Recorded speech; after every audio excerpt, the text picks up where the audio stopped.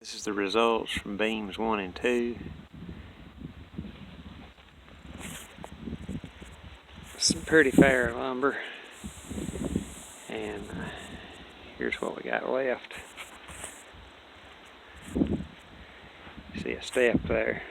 Would have included a lot of bark and whatnot, so I went ahead and cut the mill out there. You can kind of see what happened. And here's the end of log 2, and obviously we'll saw those into firewood. Again, look at how we got this up off the ground. We got it on an angle.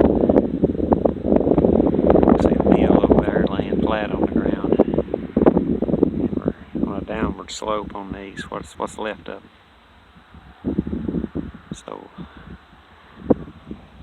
walk over and give you another view. There we go. Beams 1 and 2 sawed into 2 by. Obviously we can rip those into whatever thicknesses we want. But thank you for watching.